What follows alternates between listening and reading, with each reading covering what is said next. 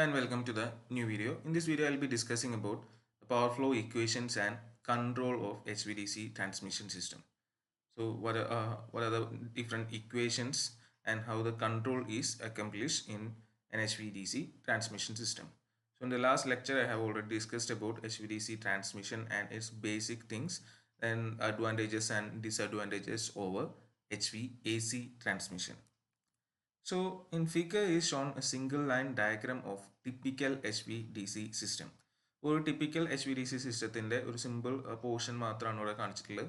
So ഇതിൽ എന്തൊക്കെയാണ് നമുക്ക് കാണാനുള്ള ഒരു generating station G, then there is a step up transformer at the sending end A, then a converter, then HVDC transmission line, then again a converter, then at the receiving end is a step down transformer. Receiving end is termed as B. Okay, ഇതിലിപ്പോൾ നമുക്ക് generating സ്റ്റേഷനിൽ നമുക്കറിയാം generate ചെയ്യുന്ന voltage എന്തായിരിക്കും, കുറവായിരിക്കും. അവിടെ നിന്ന് step up ചെയ്തിട്ട് റെക്ടിഫൈ ചെയ്ത് ഡി സി ആക്കിയിട്ട് വിടുകയാണ് ചെയ്യുന്നത്. അപ്പോൾ ഇതാണ് നമ്മൾ ഡി സി ലൈൻ അല്ലെങ്കിൽ ലിങ്ക് എന്ന് പറയുന്നത്. ഇത് റെക്ടിഫയർ ആയിട്ട് ആക്ട് ചെയ്യുന്നുണ്ടാവുക. ഇപ്പുറത്ത് അത് വരുമ്പോൾ ഇൻവേർട്ട് ചെയ്തിട്ട് വീണ്ടും സ്റ്റെപ്പ് ഡൗൺ ചെയ്തിട്ട് ഡിസ്ട്രിബ്യൂഷൻ കൊടുക്കേണ്ടി വരും. അപ്പോൾ അതാണ് എൻ്റെ ഉള്ളത്തെ മെയിൻ ആയിട്ടുള്ള കാര്യം. അപ്പോൾ ഇത് തന്നെയാണ് ഇവിടെ എഴുതിയിട്ടുള്ളത്. A and B are two converter stations. Converter station A is supplied from the generating station G and acts as the rectifier station to convert AC into DC, which is transmitted over the HVDC transmission line. And the main equipments in a converter station A are the thyristor valves, which rectifies the input AC. ഇപ്പോൾ ഇവിടെ ഉള്ളത് mainly thyristor valves ആണ് rectify, അതായത് കൺവേർട്ടറിൻ്റെ ഉള്ളിൽ thyristor valves ആണ് rectify ചെയ്തുകൊണ്ടിരിക്കുന്നത്.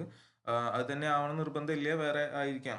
അപ്പോൾ just ഒരു എക്സാമ്പിൾ ആയിട്ട് പറഞ്ഞാണ് തൈറിസ്റ്റർ വാൾവ്സ് എന്നുള്ളത്. Then D C current flows along the transmission line to the receiving end converting station B, which acts as an inverter station to convert DC back into the AC. അപ്പോൾ നമ്മൾ ഇവിടുന്ന് A സിനെ എന്താ step up ചെയ്തു, rectify ചെയ്ത് D C ആക്കി transmit ചെയ്തു. അതെവിടെ എത്തി, റിസീവിങ് എൻഡ് സ്റ്റേഷൻ ബിയിലെത്തി. അവിടുന്ന് ഇതിനെ എന്ത് ചെയ്തു, ഇൻവേർട്ട് ചെയ്ത് എ സി ആക്കി വീണ്ടും സ്റ്റെപ്പ് ഡൗൺ ചെയ്തിട്ടാണ് അവിടുന്ന് പറഞ്ഞേക്കുന്നത്.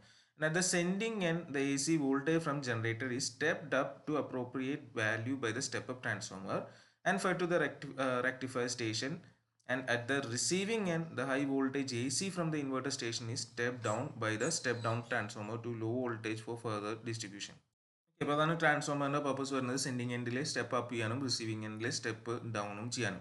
സ്റ്റെപ്പ് അപ്പും സ്റ്റെപ്പ് ഡൗണും നടക്കുന്നത് നമ്മുടെ ഏത് ഡൊമൈനിൽ തന്നെയാണ്, എ സിയിൽ തന്നെയാണ്. ട്രാൻസ്മിഷൻ മാത്രം തന്നെയാണ് ഇവിടെ ഉള്ളൂ ഡി സിയിൽ വരുന്നുള്ളൂ through HVDC transmission line. The difference between the power sent out from the generating station, which is PS, and the power received at the receiving station, which is termed as PR, that is PS minus PR, represents the power losses due to conversion and transmission. So ഇപ്പോൾ ഇവിടുത്തെ power loss, sending എൻഡിലത്തെ power ആണ് P S എങ്കിലും receiving എൻഡിലത്തെ P R ആണെങ്കിൽ നമുക്ക് ആ difference P S minus P R ആണ് നമ്മുടെ എന്തെന്ന് പറയുന്നത്, ആ ഡിഫറൻസ്. അത് ഡിഫറൻസ് എന്ന് പറഞ്ഞു കഴിഞ്ഞാൽ it is equal to the losses plus ട്രാൻസ്മിഷനിലുള്ള ലോസസ്. കൺവേർഷൻ ലോസസും ട്രാൻസ്മിഷൻ ലോസസും കമ്പൈൻഡ് ആയിട്ടാണ് ഈ P S minus P R എന്ന് പറഞ്ഞാൽ വരിക. The converter transformer provide three-phase voltage of appropriate level to the wall bridge. Okay, ഇപ്പോൾ കൺവേർട്ടർ നേരത്തെ പറഞ്ഞ കാര്യം തന്നെ നമ്മളുടെ ബ്രിഡ്ജിലേക്കുള്ളത് കൊടുക്കും. And the converter transformers are ungrounded. Converter transformers are ungrounded such that the DC system will be able to establish its own reference to the ground. ഇപ്പോൾ transformers ground ചെയ്തിട്ടില്ല. കാരണം എന്താ വെച്ച് കഴിഞ്ഞാൽ ഡി സി സിസ്റ്റത്തിൻ്റെ ഗ്രൗണ്ട് അതിനെ സ്വന്തമായിട്ട് തീരുമാനിക്കാവുന്ന രീതിയിൽ അതിനെ ഫ്രീ ആയി വിട്ടിരിക്കുകയാണ്. സോ കൺവേർട്ടർ ഗ്രൗണ്ട് ചെയ്തിട്ടുള്ള ഒരു ഇതല്ല, അൺഗ്രൗണ്ടഡ് ആണ്. And the same station can act as both rectifier station and inverter station by simple control action, thus facilitating the reversal of power flow. അപ്പോൾ അതായത് നേരെ തിരിച്ചും വർക്ക് ചെയ്യാമെന്നുള്ളതാണ് പറയുന്നത്. അതായത് സെയിം സാധനം തന്നെ എന്താ റെക്ടിഫയർ ആയിട്ടും വർക്ക് ചെയ്യിക്കാം, ഇൻവേർട്ടർ ആയിട്ടും വർക്ക് ചെയ്യുക. അപ്പോൾ അതുകൊണ്ടാണ് ഇവിടെ ജസ്റ്റ് എന്തെന്ന് എഴുതിയിട്ടുള്ളൂ, കൺവേർട്ടർ എന്നുള്ള രീതിയിൽ എഴുതിയിട്ടുള്ളൂ. So converter station the setup can act as both rectifier and inverter. So some same station can act as both rectifier station and inverter station by simple control action, thus facilitating the reversal of power flow. Reversal of power flow possible ആണ്. അതിൻ്റെ just ഒരു example ആണ്, practical ആയിട്ടുള്ള example. നമ്മളെല്ലാം just rectifier inverter എന്നുള്ളത് പറയുമെങ്കിലും ഇപ്പോൾ ഇതാണ് ഒരു ജസ്റ്റ് ഒരു സിസ്റ്റം കാണിച്ചിട്ടുള്ളത്. ഇതിലുള്ളത് generating station, then is the step up transformer അല്ലെങ്കിൽ ജനറേറ്റിംഗ് സ്റ്റേഷനത്തെ ട്രാൻസ്ഫോമർ ആണ്. പിന്നെ ഇവിടെ റെക്ടിഫയർ ആയിട്ടുള്ള മെർക്കുറി ആർക്ക് റെക്ടിഫയേഴ്സ് ആണ് യൂസ് ചെയ്യുന്നത്. റിസീവിങ് എൻഡിൽ ഇത് HVDC ലിങ്ക് ആണ്. റിസീവിങ് എൻഡിൽ തൈറട്രോൺസ് ആണ് യൂസ് ചെയ്യുന്നത്. വീണ്ടും അവിടെ സ്റ്റെപ്പ് ഡൗൺ ട്രാൻസ്ഫോമർ AC നായിട്ട് കണക്ട് ചെയ്യുന്നു. സോ മെർക്കുറി ആർക്ക് റെക്ടിഫയേഴ്സും തൈറട്രോൺസിനൊക്കെ അഡ്വാൻറ്റേജസ് ഒരുപാടുണ്ട്. അതായത് converts AC into DC and vice versa easily and efficiently. Easy and efficient ആയിട്ട് കൺവേർഷൻ നടത്താൻ പറ്റും and can operate up to 30 megawatt at 40 kV in single unit. Single യൂണിറ്റിൽ തന്നെ 30 മെഗാവാട്ട് 400 kV വരെയൊക്കെ വർക്ക് ചെയ്യിക്കാൻ പറ്റും. അപ്പോൾ അതുകൊണ്ട് ഇപ്പോൾ ഇങ്ങനത്തെ സിസ്റ്റംസ് ഒക്കെ ഉള്ളത് കൊണ്ടാണ് ഓൾറെഡി നമ്മൾ എന്തിലേക്ക് പോയിക്കൊണ്ടിരിക്കുന്നത്, HVDCയിലേക്ക് അധികം പോയിക്കൊണ്ടിരിക്കുന്നത്. അപ്പോൾ ഇതിൽ electric power is generated as AC and it is stepped up to the high voltage by the sending and transformer which is TS in this case.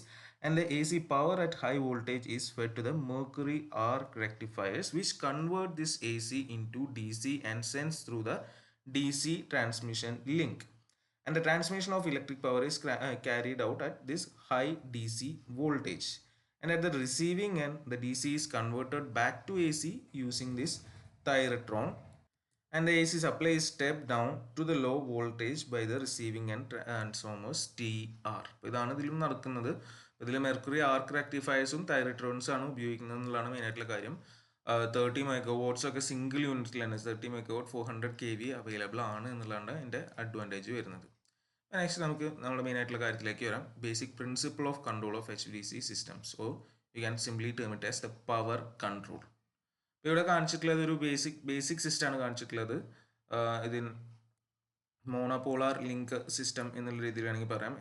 HVDC transmission system is highly controllable. HVDC system എന്ന് പറഞ്ഞാൽ highly controllable ആണെന്നാണ് പറയുന്നത്. And its effective use depends on appropriate utilization of this controllability to ensure desired performance of the power system. അപ്പോൾ ഈ controllability better ആയിട്ട് ഉപയോഗിക്കുന്നതാണ് ഇതിന് ഏറ്റവും ബെറ്റർ പെർഫോമൻസ് നമ്മുടെ മൊത്തം ഓവറോൾ പവർ സിസ്റ്റം ചെയ്യാൻ പറ്റുന്നത്.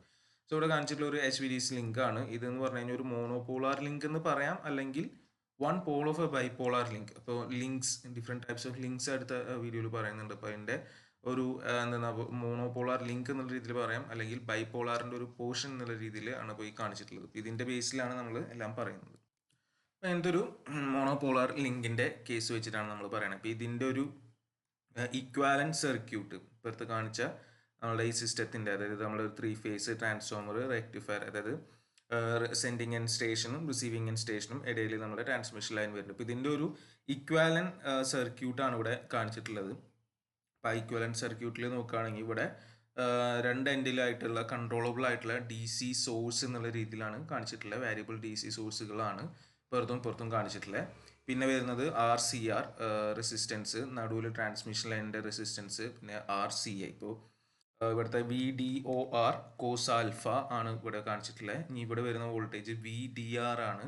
DC കറണ്ട് ID ആണ് VDI. VDOI cos alpha, VDOI cos gamma, cos beta or cos gamma. അപ്പോൾ ഇത് എന്തൊക്കെയാണെന്നുള്ള അടിയിൽ എഴുതിയിട്ടുണ്ട്. VDO എന്ന് പറഞ്ഞു കഴിഞ്ഞാൽ നോ ലോഡ് ഡയറക്റ്റ് വോൾട്ടേജ് ആണ്. So VDO is a no load direct voltage. ഇപ്പോൾ DOR എന്നാക്കി കഴിഞ്ഞാൽ എന്താ, ഒന്ന് റെക്ടിഫയർ സ്റ്റേഷനിലെയും മറ്റേത് ഇൻവേർട്ടർ സ്റ്റേഷനിലെയും എന്നുള്ള അർത്ഥത്തിലാണ്. R എന്ന് പറഞ്ഞാൽ റെക്ടിഫയർ, I എന്ന് പറഞ്ഞാൽ ഇൻവേർട്ടർ എന്നുള്ള മീനിങ്ങേ വരുന്നുള്ളൂ. ദെൻ അപ്പോൾ റെക്ടിഫയർ ആകുമ്പോൾ നമുക്കറിയാം ഫയറിംഗ് ആംഗിൾ ഉണ്ടാവും. So alpha is the firing angle. So ഇവിടുത്തെ ഫയറിംഗ് ആംഗിൾ ആണ് ആൽഫ എന്ന് പറയുന്നത്. സോ അങ്ങനെയാണ് ഇവിടെ എന്ത് വരുന്നത്, VDOR കോസ് ആൽഫ. അപ്പോൾ റെക്ടിഫയർ കഴിഞ്ഞിട്ടുള്ളതാണ് ഇവിടെ നിൽക്കുന്നത്. അതേപോലെ ഇപ്പുറത്തെ ഇൻവേർട്ടറിൻ്റെ കഴിഞ്ഞിട്ടുള്ളതാണ് ഇവിടെ കാണിച്ചിട്ടുള്ളത്. അപ്പോൾ ഇവിടുത്തെ VDOR കോസ് ആൽഫ എന്ന് പറഞ്ഞാൽ ഫയറിംഗ് ആംഗിൾ.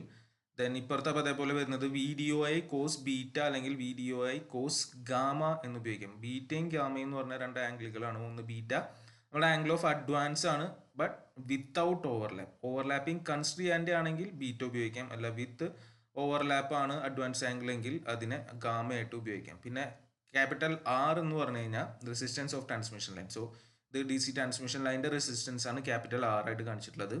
ഇനി RCR equivalent resistance of rectifier. റെക്ടിഫയറിൻ്റെ ഇക്വാലൻ റെസിസ്റ്റൻസ് ആണ് RCR കാണിച്ചിട്ടുള്ളത്. RCA എന്ന് പറഞ്ഞു കഴിഞ്ഞാൽ ഇക്വാലൻ റെസിസ്റ്റൻസ് ഓഫ് ഇൻവേർട്ടറിൻ്റെ ഇക്വാലൻ റെസിസ്റ്റൻസ് ആണ് കാണിച്ചിട്ടുള്ളത്. ID എന്ന് പറഞ്ഞാൽ DC കറണ്ട് ആണ്. VDR voltage across rectifier. ഇപ്പോൾ ഇവിടെയാണ് ഇതാണ് ഈ എന്താ സോഴ്സും ഇതും കൂടിയതാണല്ലോ റെക്ടിഫയർ. ഇതിന് അക്രോസ് വരുന്നത് വോൾട്ടേജ് ആണ്. റെക്ടിഫയറിൻ്റെ വോൾട്ടേജ് എന്ന് പറയുന്നത് VDR. അതേപോലെ VDI is the DC voltage across the inverter. ഇപ്പോൾ നമ്മളുടെ മോണോപോളർ സിസ്റ്റത്തിനെ നമ്മൾ ഇങ്ങനെയായിട്ട് കൺവേർട്ട് ചെയ്തൊരു ഈക്വലന്റ് സർക്യൂട്ടായിട്ട് ഇപ്പോൾ ഇതിൻ്റെ ബേസിൽ നമുക്ക് എല്ലാ അനാലിസിസും കാര്യങ്ങളും നടത്താം എന്നുള്ളതാണ് പറയുന്നത്. Okay. So the equivalent circuit shown in figure is sufficient for steady state analysis of power transfer. So steady state power transfer analysis ne equivalent circuit തന്നെ ധാരാളമാണെന്ന് പറയുന്നത്. The station on the left hand side is a rectifier and on the right hand side is an inverter. Already ഞാൻ പറഞ്ഞതാണ്, അതുകൊണ്ടാണ് left സൈഡിലെല്ലാം സഫിക്സിൽ R വരുന്നത്, right സൈഡിലെല്ലാം I വരുന്നത്. And the stations are assumed to operate at constant delay angle alpha for rectifier and advance angle beta or gamma for the inverter. So left side alpha, right side beta അല്ലെങ്കിൽ gamma. അതുകൊണ്ടാണ് left സൈഡിൽ VDOR cos ആൽഫയും right സൈഡിൽ VDOI cos beta or VDOI cos gamma. VDO എന്ന് പറഞ്ഞാൽ no load എന്ന് പറഞ്ഞു, R rectifier കാണിക്കാനും I എന്ന് പറഞ്ഞാൽ ഇൻവെർട്ടർ കാണിക്കാനും, അത്രേ വരുന്നു. Then the direct current through the line is given by, direct current കണ്ടുപിടിക്കാൻ പ്രത്യേകിച്ച് ഒരു ബുദ്ധിമുട്ടില്ല, കാരണം കറണ്ട് എന്ന് പറഞ്ഞാൽ നമുക്കറിയാം potential difference divided by resistance ആണ്. അപ്പോൾ ഇതിൻ്റെ റെസിസ്റ്റൻസ് നമുക്ക് അറിയാം, ക്യാപിറ്റൽ R ആണ്. പൊട്ടൻഷ്യൽ ഡിഫറൻസ് എന്ന് പറഞ്ഞാൽ രണ്ട് എൻഡിലത്തെയും വോൾട്ടേജുകൾ സബ്ട്രാക്ട് ചെയ്താൽ മതി. And it is equal to VDR minus VDI. So it will be ID will be equal to VDR minus VDI divided by capital R, which is the resistance of the DC transmission line. And this ID is equal to what എന്ന് വരും? ഈ ID എന്ന് പറഞ്ഞു കഴിഞ്ഞാൽ ഈ R എന്ന് പറഞ്ഞു കഴിഞ്ഞാൽ ഇവിടുത്തെ ഈ R ഉദ്ദേശിക്കുന്നത് നമ്മൾ ടോട്ടൽ ഡിസ്റ്റൻസ് എന്നുള്ള രീതിയിലാണ് കേട്ടോ. അപ്പോൾ ഇവിടുത്തെ ID എന്ന് പറഞ്ഞു കഴിഞ്ഞാൽ എന്തെന്ന് വരും? VDOR cos alpha. VDOR cos alpha ആണ് നമ്മളുടെ ഇവിടുത്തെ വോൾട്ടേജ് എന്നുള്ള രീതിയിൽ നമുക്ക് എടുക്കാം. മൈനസ് VDOI cos ബീറ്റ അല്ലെങ്കിൽ cos ഗാമ ഏതാണെന്ന് വെച്ചാൽ എടുക്കുക, ഡിവൈഡഡ് ബൈ മൊത്തം റെസിസ്റ്റൻസുകൾ RCR plus R minus RCR. ഇപ്പോൾ ഇത് ചെയ്ത് കഴിഞ്ഞാൽ നമുക്ക് ID എന്നുള്ള കറണ്ട് കിട്ടും. And the power at the rectifier terminal, അതൊക്കെ നമുക്ക് എളുപ്പമാണ്. DC ആണ് നമ്മൾ എടുക്കുന്നത്. തൽക്കാലം DC എന്നുള്ള രീതിയിൽ എന്ത് മാത്രം എടുത്താൽ മതി? വോൾട്ടേജ് ആൻഡ് കറണ്ട് എന്നുള്ള രീതിയിൽ VDR ഇൻറ്റു ID എന്ന് കിട്ടും. അതേപോലെ റിസീവിങ് എൻഡിൽ എന്ത് വരും? PDI എന്നാണ് നമ്മൾ കാണിക്കുന്നതെങ്കിൽ ഇൻവേർട്ടിംഗ് എൻഡിലത്തെ VDI ഇൻറ്റു ID എന്നും വരും. അപ്പോൾ ഈ റിസീവിങ് എൻഡിലത്തെ നമുക്കറിയാം അതായത് ഇൻവേർട്ടർ എൻഡിലത്തെ എന്ന് പറയുന്നത് റെക്ടിഫയർ എൻഡിലത്തെ നിന്ന് എന്ത് കുറഞ്ഞിട്ടുള്ളായിരിക്കും? ലോസ് കുറഞ്ഞിട്ടുള്ളായിരിക്കും. അപ്പോൾ ലോസ് നമ്മൾ എടുക്കുന്നത് ID സ്ക്വയർഡ് R ആണ്. So PDI which is equal to VDI into ID can be equated to PDR minus ID square R. അപ്പോൾ നമുക്ക് അങ്ങനെ എഴുതാൻ പറ്റും. അപ്പോൾ അതാണ് അതിൻ്റെ പവറിൻ്റെ ഇക്വേഷൻസ് വരുന്നത്. പിന്നെ അതിലത്തെ ഓരോ ഇത് എന്തൊക്കെയായിരുന്നു എന്നുള്ളത് നമ്മൾ അതിൻ്റെ തൊട്ട് മുന്നേ പറഞ്ഞത്. So a change of current and therefore power transfer can be achieved by any of the 4 possible parameters. അപ്പോൾ നമുക്ക് അതിൽ നിന്ന് മനസ്സിലാവുന്ന ഒരു കാര്യം എന്ന് പറഞ്ഞു കഴിഞ്ഞാൽ കറണ്ട് ചേഞ്ച് ചെയ്ത് കഴിഞ്ഞ് കഴിഞ്ഞാൽ നമുക്ക് എന്ത് ചേഞ്ച് ചെയ്യാൻ പറ്റും? നമ്മളുടെ ഈ പറഞ്ഞ പവർ ചേഞ്ച് ചെയ്യാൻ പറ്റും. ഇപ്പോൾ ഈ change in current and change in power can be achieve by any of the following parameter. താഴെ പറഞ്ഞിട്ട് 4 പാരാമീറ്ററിൽ ഏത് കൺട്രോൾ ചെയ്ത് കഴിഞ്ഞാൽ നടക്കുന്നതാണ് പറയുന്നത്. ഒന്ന് പറഞ്ഞാൽ control angle of the rectifier alpha, firing angle of rectifier control ചെയ്യാം. അല്ലെങ്കിൽ the control angle of the inverter beta or gamma, രണ്ട് കൺട്രോൾ ചെയ്ത് കഴിഞ്ഞാലും, അതായത് ഒന്ന് കൺട്രോൾ ചെയ്ത് കഴിഞ്ഞാൽ നമ്മുടെ VDR മാറും, മറ്റേത് VDI മാറും. അപ്പോൾ അത് മാറ്റി കഴിഞ്ഞാൽ നമുക്ക് കൺട്രോൾ ചെയ്യാം. Then the rectifier transformer secondary winding voltage by the tap changer, അല്ലെങ്കിൽ ട്രാൻസ്ഫോമറിൻ്റെ ടാപ്പ് അഡ്ജസ്റ്റ് ചെയ്തിട്ട് വോൾട്ടേജ് അഡ്ജസ്റ്റ് ചെയ്യുന്നത് റെക്ടിഫയർ സൈഡിലും ചെയ്യാൻ പറ്റും, നമുക്ക് ഇൻവെർട്ടർ സൈഡിലും ചെയ്യാൻ പറ്റും. അപ്പോൾ മൊത്തം നമുക്കിവിടെ 4 പാരാമീറ്റേഴ്സ് അവൈലബിൾ ആണ്. ഏതാ? റെക്ടിഫയർ സൈഡിൽ റെക്ടിഫയറിൻ്റെ കൺട്രോൾ ആംഗിളും ട്രാൻസ്ഫോമറിൻ്റെ ടാപ്പും, ഇൻവെർട്ടർ സൈഡിൽ ഇൻവെർട്ടറിൻ്റെ ഫയറിംഗ് ആംഗിളും ഇൻവെർട്ടറിൻ്റെ ട്രാൻസ്ഫോമറിൻ്റെ ടാപ്പ് ചേഞ്ചിങ്ങും ചെയ്യാം. അപ്പോൾ നമുക്കിവിടെ കിട്ടിയിട്ടുണ്ടായിരുന്നു ID ഈസ് ഈക്വൽ ടു, എന്തുകൊണ്ടാണ് necessity of control in the case of DC link, why we need to control. അപ്പോൾ അതാണ് ഇവിടെ പറയുന്നത്. ID എന്നുള്ളത് നമുക്ക് ഈ എക്സ്പ്രഷനാണ് കിട്ടിയിട്ടുള്ളത്. VDOR cos alpha minus VDOI cos beta divided by RCR plus R minus RCR. And from the denominator we can see that it has only resistances which are small when compared with the reactance of an AC system. So ഒരു AC സിസ്റ്റത്തിനായിട്ട് compare ചെയ്യുമ്പോൾ ഇവിടെ എന്തില്ല? Inductive റിയാക്ടൻസോ capacitive റിയാക്ടൻസോ ഒന്നും ഇല്ല. അതുകൊണ്ട് തന്നെ ഇതിൻ്റെ value എന്തായിരിക്കും? ചെറുതായിരിക്കും എന്നാണ് പറയുന്നത്. And hence the current is sensitive to change in voltage resulting in large fluctuations which can damage the thyristors. So അതുകൊണ്ട് തന്നെ ചെറിയൊരു ചേഞ്ച് ഇൻ വോൾട്ടേജ് ഇവിടെ കറണ്ടിനെ ഭയങ്കരമായിട്ട് എഫക്റ്റ് ചെയ്യും. കാരണം എന്ന് വെച്ചാൽ ഡിനോമിനേറ്റർ ടേം വലുതല്ല, ചെറുതാണ്. അപ്പോൾ അതുകൊണ്ട് മേലെ ചെറിയൊരു വ്യത്യാസം വന്നു കഴിഞ്ഞാൽ തന്നെ effectively large change in current വരും. അതുകൊണ്ട് തൈറിസ്റ്റേഴ്സ് ആണ് ഉപയോഗിക്കുന്നതെങ്കിൽ അതിന് ഡാമേജ് വരാനുള്ള ചാൻസ് ഉണ്ട്. Thus control of current and hence power in the case of DC system is a must. അതുകൊണ്ട് തന്നെ ഇവിടെ പവർ കൺട്രോൾ, കറണ്ട് കൺട്രോൾ ചെയ്ത് പവർ കൺട്രോൾ ചെയ്യുക എന്നുള്ളതൊരു മസ്റ്റ് ആയിട്ടുള്ള റിക്വയർമെൻറ്റ് ആണ്. Then what are the advantages of using this control? One, current order setting can be quickly and reliably changed depending on the requirement. So current order setting നമുക്ക് quick ആയിട്ടും reliable ആയിട്ടും change ചെയ്യാൻ പറ്റും. then the power reversal can be done easily and quickly. ഇവിടെ power reversal easy ആയിട്ട് ചെയ്യാൻ പറ്റും, കാരണം ആ ഫയറിംഗ് ആംഗിളിൻ്റെ ഇത് അങ്ങോട്ടും ഇങ്ങോട്ടും മാറ്റുന്നതിനനുസരിച്ച് 180 90 എബോ ആണോ, 0 to 90 ആണോ, 90 to 180 ആണോ എന്നുള്ളതിൻ്റെ അനുസരിച്ച് നമുക്ക് സുഖമായിട്ട് ഓപ്പറേറ്റ് ചെയ്യാൻ പറ്റും. then fault current levels are limited to the rated values. Thus, the basic philosophy of control of an HVDC converter is the proper timing of firing pulses to the thyristor valves to ensure optimum performance. അപ്പോൾ ഇവിടുത്തെ main ആയിട്ടുള്ള കാര്യം എന്ന് പറഞ്ഞു കഴിഞ്ഞാൽ നമ്മളുടെ firing പൾസസിൻ്റെ proper timing control ആണ്. അപ്പോൾ അത് പ്രോപ്പറായിട്ട് ചെയ്യാമെങ്കിൽ നമുക്ക് എല്ലാ കാര്യങ്ങളും ബെറ്റർ ആയിട്ട് കൺട്രോൾ ചെയ്യാൻ പറ്റും. ഫോൾട്ട് കറണ്ട് ലെവലൊക്കെ ഇതിൻ്റെ ഉള്ളിൽ വളരെ കുറവാണ് എന്നുള്ളതാണ് പറഞ്ഞു വരുന്നത്. ഇത്രയാണ് അതിൽ നമുക്ക് മെയിനായിട്ട് പറയാനുള്ളത്.